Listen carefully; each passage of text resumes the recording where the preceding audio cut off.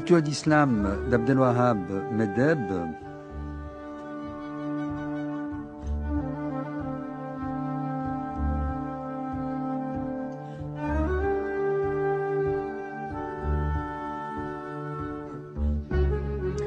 Rabia al-Adawiya, Rabia de feu et de larmes, tel que la dénomme notre invité Salah Stétier. Salah Stétier, poète, diplomate, qui a écrit un très grand nombre de livres et qui vient donc de publier aux éditions Fata Morgana un livre consacré à cette soufia, à cette mystique de l'islam, la toute première, une des toutes premières voies mystiques de l'islam, qui a vécu au 8e siècle et qui est peut-être même, je dirais, Salah Stétier, la première, hommes et femmes confondus, vraie mystique. Probablement. Elle naît à peu près 65 à 70 ans après la mort du prophète Mohammed. On ne sait pas très bien, on a deux dates pour sa mort. Une première date qui l'a fait mourir à peu près au milieu du siècle suivant, c'est-à-dire du 8e siècle, et une autre date qui l'a fait mourir à 90 ans, à la fin du 8e toujours. La première date l'a fait mourir à 55 ans. La seconde date à 90 ans. C'est cela surtout qui a provoqué ce livre chez moi.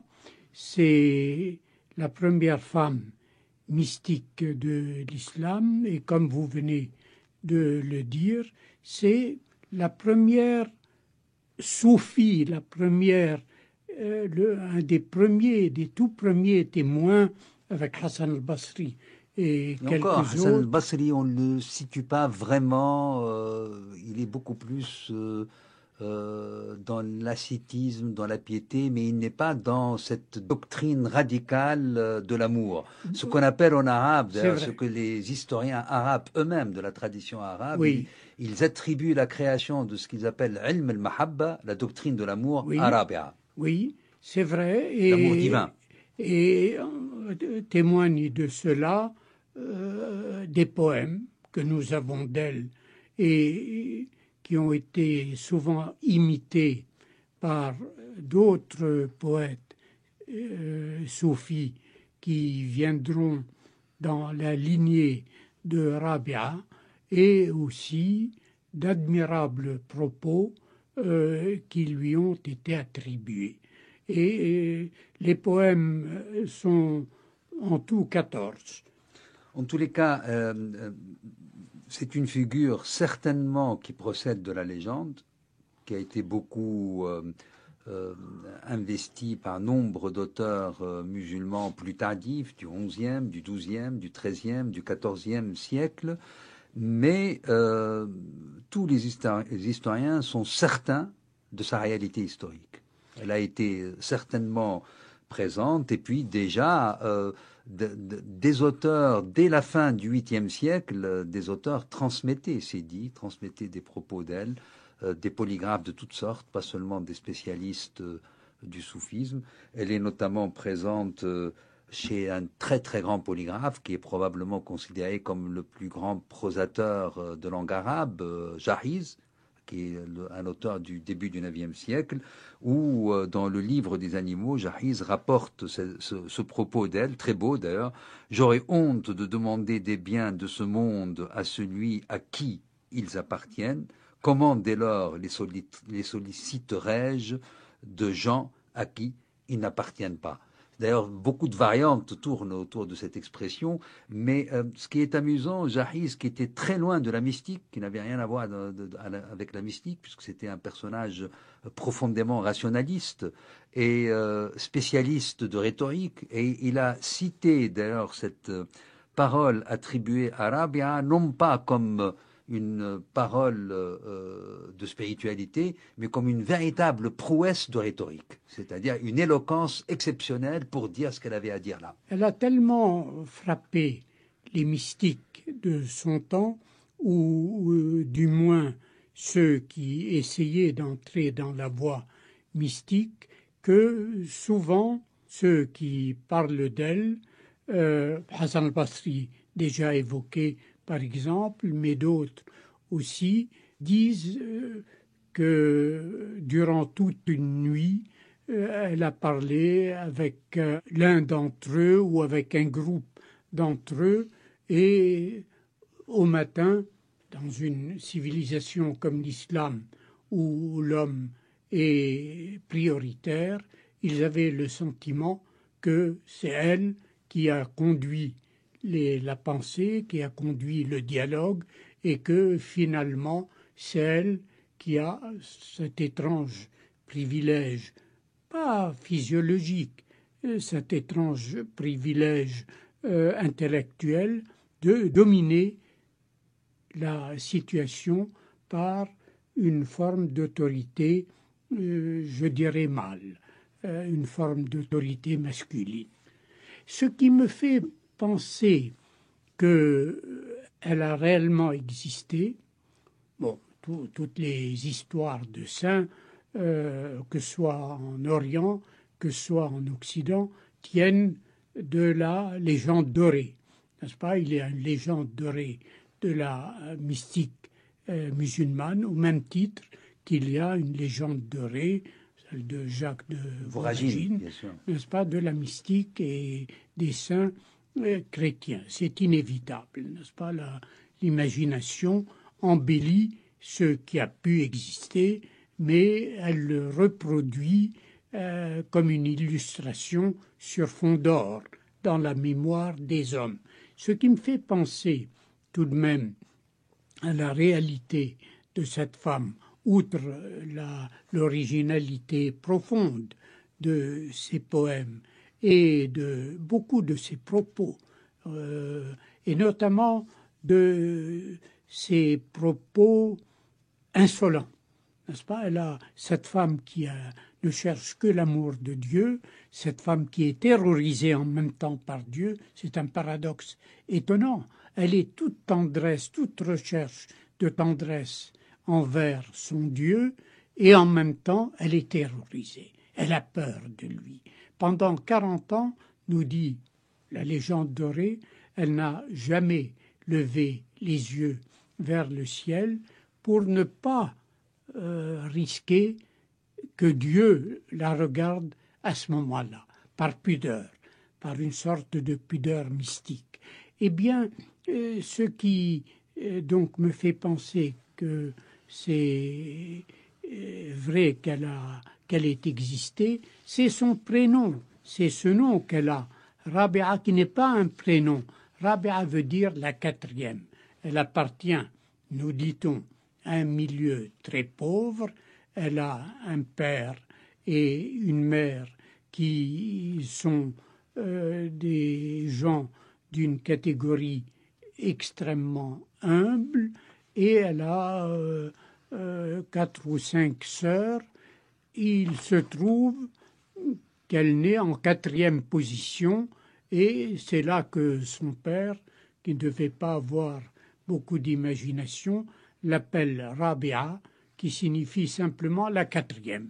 Et ce numéro va devenir, d'une manière assez fulgurante, une des grandes figures de la sainteté et de la mystique soufie, et même une des créatrices du soufisme, dont par la suite, à travers les croisades, les chrétiens, les chevaliers chrétiens et les prêtres chrétiens qui viendront s'installer en Orient, c'est-à-dire au Liban, en Syrie et en Palestine, auront de ces nouvelles au XIe siècle, c'est-à-dire 3 siècles à peu près après sa mort, et recueilleront certaines de ces anecdotes qui vont migrer vers l'Occident et qui, ô merveille, vont être attribuées à des saintes chrétiennes. J'en cite une au passage. On sait que Rabia se promenait dans sa ville natale qui est Bassora, au sud de l'Irak, ayant dans une main un brandon de feu et dans l'autre main un seau d'eau. Les gens la prenaient pour les gens du commun, du peuple, pour une femme simple, pour une folle, pour tout dire. Et on lui disait, pauvre Rabia, qu'est-ce que tu vas faire avec ce brandon en feu et ce seau d'eau? Et elle répondait, avec ce brandon de feu, je veux brûler le ciel, et avec ce seau d'eau, je veux éteindre l'enfer, entendant par là, et c'est un très beau propos, c'est une très belle perspective, je ne veux pas, autrement dit, que l'amour que la créature voue au Seigneur, voue à son Dieu, le soit uniquement par nécessité, par goût, par désir d'obtenir le paradis ou d'échapper à l'enfer. Il faut que l'amour soit désintéressement absolu. Alors, cette anecdote, justement, c'est très important que vous la signaliez parce que elle montre l'ambivalence du personnage. Il se peut qu'elle soit d'elle. On peut, par inférence historique, l'attribuer à une autre mystique qui a pour nom Rabia. C'est ce pourquoi opte un orientaliste qui a été très important à son époque, Charles Pella, qui a beaucoup travaillé sur justement Jahiz, que nous avons cité tout à l'heure. Ce qu'il convient de rappeler, c'est que cette anecdote a circulé, originaire donc de l'espace de la langue arabe et de la mystique musulmane, a circulé en premier chez les latins, puisque Joinville, et vous le rappelez d'ailleurs, vous le savez vous-même, Salah Seti, puisque vous le rappelez dans votre livre, là vous ne l'avez pas dit, mais Joinville, dans son livre, sa biographie de Saint-Louis, au fragment 195, cite tout à fait cette anecdote, et elle est attribuée à une femme qui aurait été vivante au XIVe siècle, qui aurait été rencontrée, selon tous les cas Joinville, à Damas par Yves le Breton, frère prêcheur envoyé par Louis IX, le futur Saint-Louis, auprès du sultan, dans une mission diplomatique auprès du sultan. Et donc, il l'attribue totalement à une folle, entre guillemets, qui semble circuler à son époque. C'est le signe que c'est un modèle qu'on attribuait à beaucoup d'autres personnes. Et le texte de Joinville est le premier témoignage de cette anecdote qui pourra consacrer une autre Rabia, peut-être Damascène, celle-là, et non pas de Bassora, qui serait Bint Ismaïl al-Adawiya, qui est elle aussi du 8e siècle, une des premières mystiques. C'est très important de rappeler que ce 8e siècle a connu un très grand nombre de femmes soufis. Il faudrait rappeler à l'occasion un livre d'un spécialiste du soufisme, celui parmi ceux qui a créé un des 4 plus importants traités de soufisme, grand traité, Soulami, à la fin du Xe siècle, et il consacre un petit opuscule qu'il a intitulé Les femmes soufis, qui commence d'ailleurs par Rabia al-Adawiya. Et cette autre Rabia, la Rabia de Damas, est présente dans sa Rabia al-Adawiya, non pas de Bassora mais de Damas, est présente dans ce manuscrit. Alors, élément important, c'est que cette anecdote, elle a été intégrée dans le corpus français, puisque l'évêque Camus, qui est un évêque qui a vécu entre le XVIe et le XVIIe siècle, précisément de 1582 à 1653, illustre l'amour pur par cette anecdote, dans ce livre qui a pour titre La Charité ou le portrait de la vraie charité, histoire dévote tirée de la vie de Saint-Louis. Donc, vraiment, cette citation que vous donnez est majeure dans ce qu'on appelle ilm al-mahabba, qu'on attribue d'ailleurs à Rabia, la doctrine de l'amour. Elle serait la première à l'avoir exprimée dans l'horizon islamique. Et donc, cette anecdote, cet amour absolu et pur, au-delà de tout intéressement, au-delà du bien et du mal, au-delà de la récompense et du châtiment, au-delà de la crainte et du désir de bonheur, au-delà de l'enfer et du paradis. Vous avez raison. Et dans certaines des biographies de Thérèse d'Avila, par une chaîne de citations, on arrive à, non pas à citer Rabia al-Adawiya, mais à rappeler cette anecdote. Et cette anecdote qui a été attribuée non pas à Thérèse, mais à des saintes importantes du christianisme, et dans l'Espagne imprégnée encore par l'islam, est attribuée au monde d'en face, où on dit que en face de la sainte chrétienne qui a vécu cette expérience de l'amour, du feu et de l'eau, n'est-ce pas, il y a eu aussi en Orient une femme qui a été possédée de l'amour de Dieu de la même façon que les telle ou telle sainte du christianisme. Et cela me plaît beaucoup parce que je suis de ceux qui croient à la circulation, je dirais, souterraine des éléments convergents de la foi, des credos. Et de l'expérience surtout. Et de l'expérience également. Et de l'expérience. Cela dit, il y a une autre anecdote que j'aime beaucoup. On disait à Rabia al-Adawiya, que fais-tu en ce monde? Elle disait, je me joue de lui. Cela veut dire quoi, lui dit-on?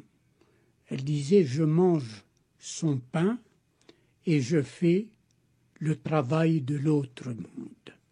Et ce mot de travail, pour évoquer le témoignage spirituel et l'approfondissement de la foi, l'approfondissement de l'approche de Dieu, est un mot qui est propre à Rabia. Je ne l'ai pas vu chez d'autres mystiques qu'elle, homme fut-il ou femme, n'est-ce pas? L'expérience spirituelle, ce que nous appelons l'expérience spirituelle, est partout dans les propos de Rabia, tels que nous les rapporte la tradition et tels que nous les rapporte un des plus grands admirateurs de Rabia, qui lui-même est un grand mystique et un grand poète, un immense poète, Attar. Eh bien, là, ça nous ramène vers le XIIIe siècle.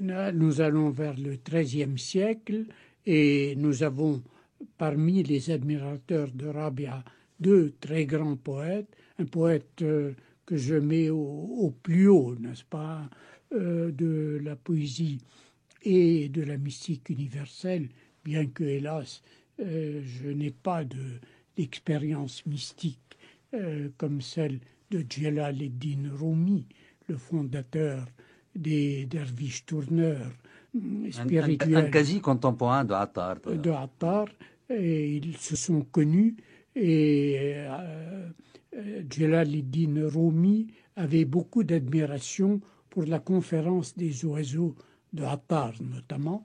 Aussi bien Attar que Jalaluddin Rumi avaient pour le personnage de Rabia. Raël, sans doute en partie, sans doute intégré et déformé par la légende dorée d'autres parties, une admiration infinie.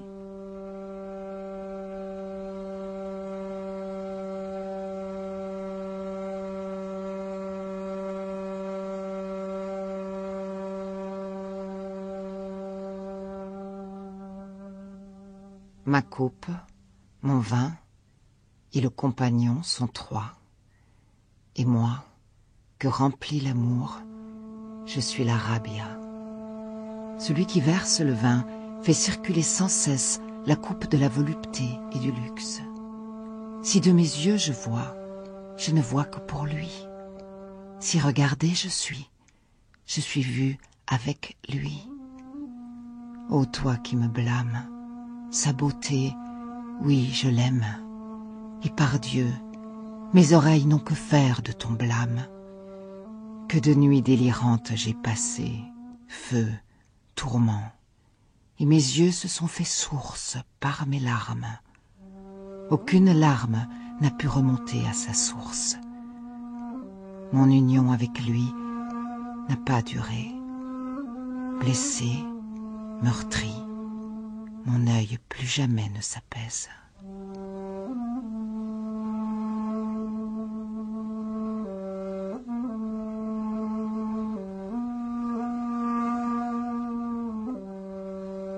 Salah Stétier, vous avez parlé d'insolence à un moment de Rabi' al-Adawi. Les anecdotes de l'insolence sont extraordinaires et tellement nombreuses. Mais déjà, la citation que j'avais donnée en début d'émission avec vous, qui est rapportée par Jahiz, qui est tellement admirée par Jahiz, « J'aurais honte de demander des biens de ce monde à celui à qui ils appartiennent, c'est-à-dire à Dieu. Comment dès lors les solliciterais-je de gens à qui ils n'appartiennent pas ?» Dans quel contexte elle avait dit cela? Et je trouve ça formidable. Dans le contexte où on lui avait offert une esclave pour qu'elle la serve. Et je trouve que c'est la plus ontologique des critiques qu'on puisse faire de l'esclavage.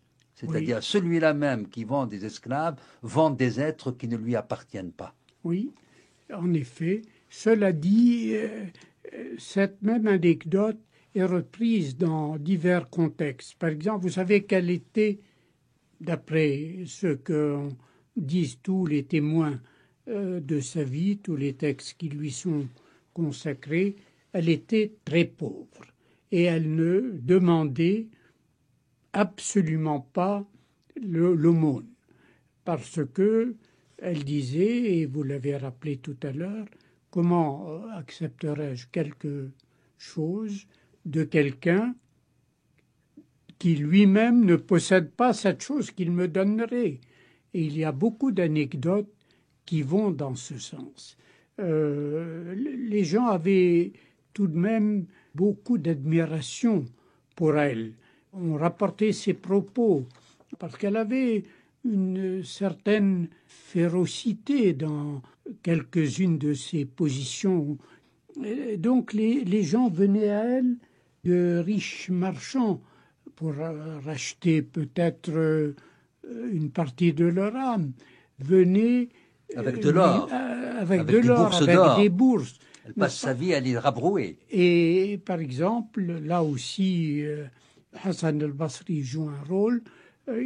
Quoique vous le dites, vous le rappelez, oui. Pardonnez-moi, Salah Stétier, Hassan al-Basri ne peut pas avoir été le contemporain de Rabi' al-Adawiya parce que ce n'est pas la même époque exactement. En effet, oui. En effet, mais ça n'a pas... Il y a un petit décalage de 30-40 années. Tout à fait, mais là, si vous voulez, nous vivons parmi des personnages interchangeables, comme il va de soi, quand il s'agit le fil d'or de l'histoire étant lui attesté, certainement, les personnages deviennent secondaires et deviennent des porte-paroles, si vous voulez, et des témoins de ce fil d'or qui traverse une vie en train de devenir destin. Symboliquement, Hassan al-Basri montre la puissance de l'insolence de Rabi' al-Adawiya, puisque à partir de son non-savoir, très souvent, elle sort triomphante, plus glorieuse que Hassan al-Basri, qui était l'homme peut-être le plus sachant de son époque. Et l'homme le plus respecté. Il ne faut pas oublier, avant d'aller plus loin, de dire que l'islam passe pour être misogyne. L'islam, dès le début, n'est-ce pas, passe pour ne pas donner aux femmes leur place ni dans la pratique de la vie, ni non plus dans la recherche intellectuelle et spirituelle. Ni dans l'œuvre, vous voulez dire. Ni dans l'œuvre. Je m'inscris en faux contre cela, puisque dès le début de la vie spirituelle de l'islam, nous trouvons une femme, et quelle femme? Une femme... Mais quand même, il y a problème sur cette question. Nous en avons même parlé hors antenne, juste avant qu'on entre en studio, Salah Stétier. Je me permets de le révéler à nos auditeurs.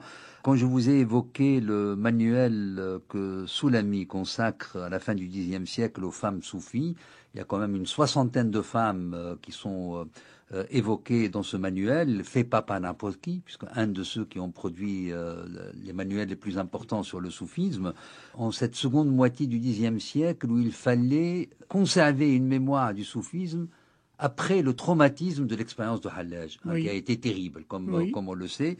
Et vous m'avez dit, c'est curieux, mais elles n'ont pas été inscrites, cette soixantaine de noms, elles sont peu présentes dans le Panthéon. Donc il y a quand même quelque chose de l'ordre de l'ostracisme, puisque l'expérience est là, mais l'inscription est moindre. L'islam est le fait d'un témoin prestigieux qui reçoit directement le message de Dieu, qui est un homme, le prophète Mohammed. Les femmes autour de lui ne jouent aucun rôle. Il y a un rôle affectif, il y a un rôle formateur qui est attribué à sa première femme, Khadija.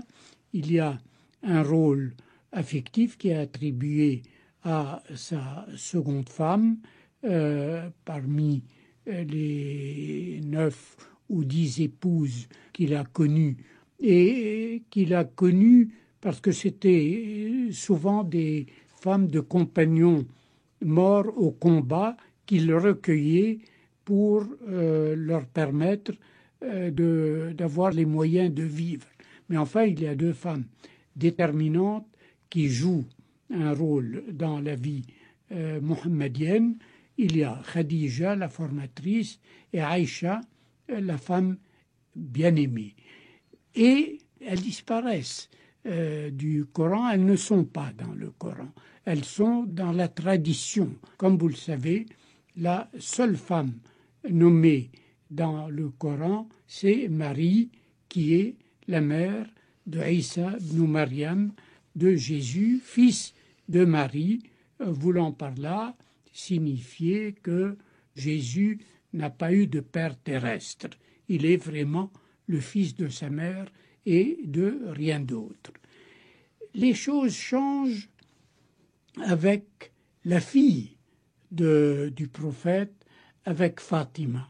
Mais Fatima ne joue un rôle déterminant et qui est une sorte de rôle, je dirais, marial, dans la mesure où elle aussi est une mère douloureuse et qu'elle perd son fils Hussein à la bataille de Karbala, c'est-à-dire à la bataille des partisans de Ali contre les partisans de Muawiyah. C'est là pour la première fois que la femme, dans ce qui au début n'est qu'une secte, prend un rôle, joue un rôle métaphysique et redevient une égale de l'homme au sens où le Coran le souhaite dans son texte. Par conséquent, les femmes sont éliminées parce que l'islam est une civilisation d'hommes et les mystiques femmes que vous évoquez sont généralement petit à petit éliminées de l'histoire, même si elles ont existé, par de très puissants mystiques hommes. Vous avez nommé Hallaj et vous avez raison. Hallaj est un des plus grands saints qui a provoqué l'islam, mais qui est aussi au niveau de Jean de la Croix, au niveau autrement de François d'Assise. Enfin, c'est aussi un saint universel. Mais Rabia reste au sommet, quoi qu'on en dise, puisqu'on lui attribue justement qu'elle a initié l'islam vers ce ilm al-mahabba, cette doctrine de l'amour, en outre très précisément construite sur ce qu'on appelle en arabe le kashf, sur l'action de dévoiler la vision béatifique.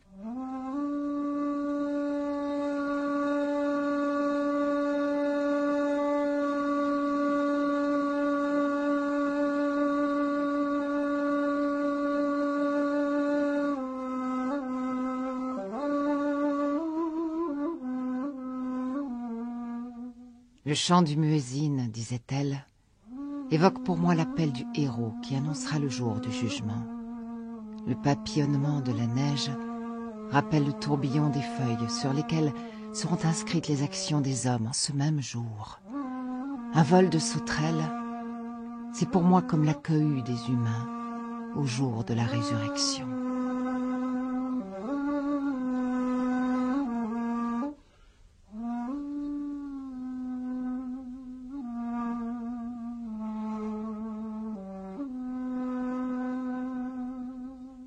Ce serait bien que nous revenions vers Rabia et que nous retrouvions la verve de sa parole telle qu'elle lui est attribuée par les poèmes que vous avez évoqués, Salah Stitier, Oui, et puis par propos. d'autres propos. Je citerai celui-là comme un propos d'insolence, puisqu'elle est devant Soufiane al-Thawri. Cette fois-ci, elle est vraiment devant un contemporain, Soufiane al-Thawri, qui est une des En plus effet. grandes voix du début du soufisme, Oui. et devant elle, il lui dit « Oh, quelle profonde tristesse !» Et elle lui répond ceci « Ne monte pas, dis plutôt « Oh, si peu de tristesse ! Si tu étais vraiment triste, tu n'aurais pas survécu à toi-même. » C'est vrai, et ça, elle le dit plusieurs fois. Elle ose même s'en prendre au texte du Coran. Je vous lis, propos 53 de Rabia. Un jour, on récitait devant elle ce verset du Coran. Citation. Ce jour-là, la seule occupation des hôtes du paradis sera de se réjouir en compagnie de leurs épouses. Ils se tiendront sous des ombrages, accoudés sur des lits d'apparat. Elle dit pauvres gens du paradis, les voilà bien occupés de leurs femmes. Et oui, on est là presque dans la critique qui nous vient de la tradition chrétienne du paradis islamique, ce paradis de chair qui peut beaucoup choquer ceux qui ont opté pour la récompense en esprit. Une autre parole insolente, proche, pour ainsi dire, du blasphème pour un musulman. On lui pose cette question, aimes-tu le prophète? Elle dit, certes, je l'aime. Mais l'amour du Créateur m'a détourné définitivement de l'amour de toute créature. Là, on pourrait peut-être citer un ou deux de ces poèmes, ils sont courts.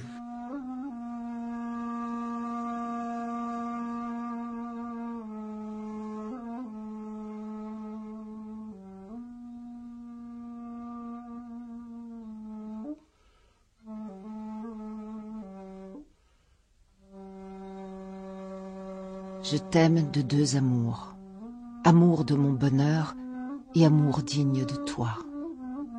Quant à cet amour de mon bonheur, c'est que je m'occupe à ne penser qu'à toi seul, à l'exclusion de tout autre. Et quant à cet autre amour dont tu es digne, c'est mon désir que tes voiles tombent et que je te vois. Nulle gloire pour moi, en l'un ou en l'autre, non, mais louange à toi, pour celui-ci comme pour celui-là.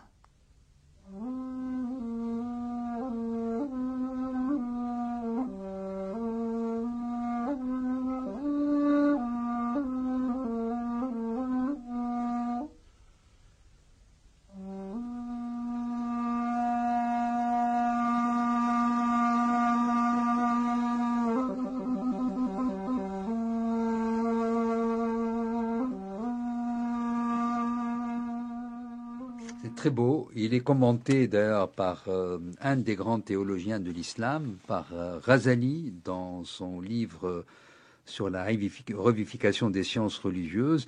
Et il dit que cet amour que vous avez traduit, Salah Stitier, par amour de bonheur, il s'agit de l'amour égoïste, de l'amour intéressé, de l'amour instinctif. Amour égoïste, nous dit Ghazali, à entendre par là le fait d'aimer Dieu pour rechercher sa faveur, sa grâce, sa récompense. Encore une fois, c'est cet amour-là, donc, qui est dépassé par le second amour et par cet amour au-delà du paradis et de l'enfer. On revient toujours à cette toute première anecdote. C'est vrai.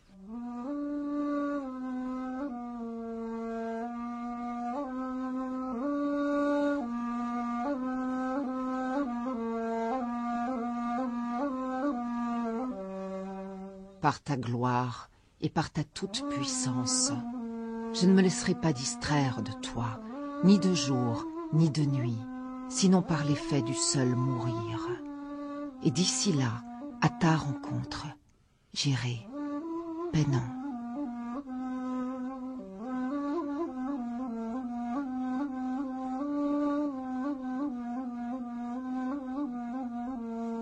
C'est beau. C'est beau. Une autre anecdote qui est toujours dans le même esprit, cette espèce de choix radical de Dieu, au-delà du bien et du mal, ai-je envie de dire, à la question qu'on lui posait, que penses-tu du paradis? Elle répond d'une manière très belle par un proverbe arabe en fait. Ajjar thumma ad-dar. D'abord le voisin, puis la maison. Et là aussi, un beau commentaire de Razeli.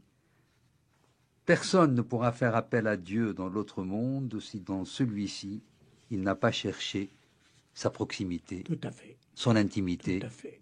son amitié. Tout à fait. Et souvent, ces propos sont éclairés par la spiritualité, mais ce n'est pas une doctrinale, ce n'est pas une philosophe, c'est beaucoup de poésie derrière cette sagesse éclairée par son amour, qui est aussi bien présent dans sa poésie que dans ses propos. C'est beau cette idée de choisir le voisin, Bien sûr. d'enquêter sur le voisin avant d'acheter ou de louer la maison. Bien sûr. Et avoir pour voisinage Dieu, dans l'ici-bas, dans maintenant, beaucoup plus que dans l'attente de la demeure céleste. Et cela signifie en même temps plutôt l'humain que la possession de la chose morte. N'est-ce pas? Ce qui compte, c'est l'homme. Ce qui compte dans le voisin, c'est que c'est un homme avec qui tu peux parler, avec qui tu peux Dans le échanger. cas d'espèce, elle fait de son voisin Dieu, là. Oui, entre autres. Ici-bas. Bien sûr. Ici-bas. Bien Et alors sûr. là, ça nous rappelle une de ces prières très belles que vous citez d'ailleurs dans votre traduction, Salah Stétier, dans votre livre, donc Rabia de feu et de larmes. Je rappelle qu'il a été publié par Fata Morgana et qu'il est accompagné de très belles, originales calligraphies de Rani Al-Alani, qui est un calligraphe d'origine irakienne, mais parisien depuis des décennies, parce que ce sont des calligraphies très libres, des calligraphies d'ailleurs liquides, j'ai envie de dire. Hein. Il reprend le style liquide de la calligraphie japonaise et ça nous rappelle une pluie de larmes. Liquide et peut-être aussi parfois flamboyante. Hein. Il y a le feu et les larmes, le liquide et l'igné qui sont présents dans l'énergie de ces calligraphies. Alors une de ces prières, la nuit, très souvent, paraît-il, elle a prononcé à sa terrasse, « Ô Seigneur, les étoiles brillent, les yeux des humains sont clos, les rois ont fermé leurs portes, chaque amant est seul avec son aimé, et moi, je suis seul avec toi. » C'est merveilleux. Très beau voisinage. C'est merveilleux, n'est-ce pas? C'est merveilleux. Je voudrais aussi citer tout de même deux propos, il y en a beaucoup, deux propos qui sont dignes de grands moralistes français du XVIIe siècle. J'en cite un, par exemple. Quelqu'un lui dit « J'ai commis de nombreux péchés et j'ai beaucoup désobéi.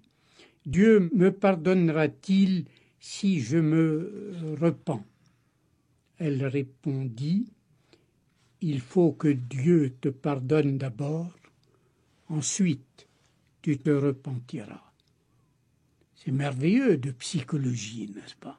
On est au bord de l'admiration de Nietzsche pour La Rochefoucauld. Mais voilà, et ceci que j'aime beaucoup aussi, elle dit « Si nous demandons à Dieu pardon, encore faut-il solliciter son pardon pour l'insincérité de notre demande. » Nous sommes là aussi dans du La Rochefoucauld. C'est pourquoi cette femme qu'on a comparée parfois à un homme, et qui pourtant a eu, d'après sa légende dorée, une fois de plus, des débuts de vie très mystérieux. Flûtiste. Vous avez sans doute, comme moi, été étonné par cette anecdote qui sonne vraie, bien qu'un des protagonistes reste hypothétique. Et je le dis, un récit sans doute plus symbolique que réel la présente comme ayant été mariée. Devenue veuve, on lui propose de se remarier avec l'un des principaux soufis de Bassora. Tous choisissent le meilleur d'entre eux, le plus vertueux, le plus savant, Hassan al-Basri, qui est mort à l'époque, mais enfin, symboliquement, il est là. Elle accepta, dit-on, à condition de pouvoir poser à Hassan 4 questions. La première, que dira le savant juriste? Dira-t-il que je suis morte en musulmane ou bien en infidèle? Hassan, honnêtement, répondit, Dieu seul a réponse à cela. Deuxième question, quand je serai dans ma tombe, les 2 anges de la mort, Nakir et Munkar, m'interrogeront sur ma vie et ma foi. À ce sujet aussi, serais-je à la hauteur de l'événement? Hassan répondit que cela faisait également partie des choses qui étaient cachées. Troisième question.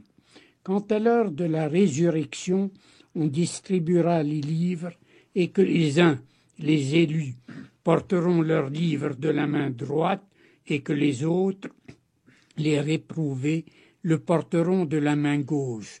Recevrai-je le mien de la droite ou de la gauche? Hassan répondit que là aussi c'était chose inconnue. Quatrième question, au jour du jugement, quand il y aura d'un côté les élus du paradis et d'un autre côté les damnés de l'enfer, dans lequel des 2 groupes serais-je admise? Hassan, Dieu seul, qu'il soit exalté, le sait. Elle dit, me voici donc, pour des années encore, dans l'angoisse et dans le souci de trouver la réponse à ces 4 questions. Comment pourrais-je m'occuper utilement d'un mari?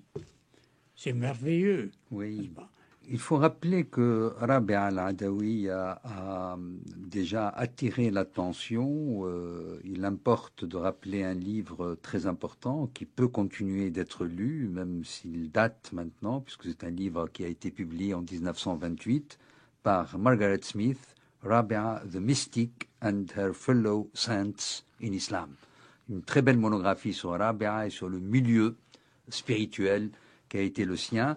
Rappelez aussi une autre étude qui a eu lieu qui a été publiée à la fin des années 30, signée par Lowenstein, qui compare l'iconographie qu'avait suscitée Rabia en résonance avec l'iconographie d'une sainte chrétienne, Sainte Madeleine, Santa Magdalena, dans la peinture moghole. Ah c'est oui. assez étonnant, c'est important. Ah oui. Et qu'il s'agisse de Massignon, de Louis Gardet, du père Anawati, de Badawi en arabe, de Charles Pella, cette figure a été déjà très présente aussi dans la tradition de langue française, arabe, anglaise. Présente, mais d'une manière, je dirais, discrète. Et donc votre Rabia de feu et de larmes nous en propose une approche, je dirais, plus dans la tension de l'horizon littéraire et poétique. Et ça, c'est important. On a besoin de la recevoir aussi dans l'énergie créatrice du français. Oui, c'est un livre qui s'est voulu un profil décapé et décapant d'une mystique dont la personnalité est véritablement hors norme à tout point de vue, aussi bien sur le plan humain que dans cette espèce de volonté de surhaussement. Et vous avez parlé de Nietzsche, et il y a chez Rabia, en effet, un côté nietzschéen.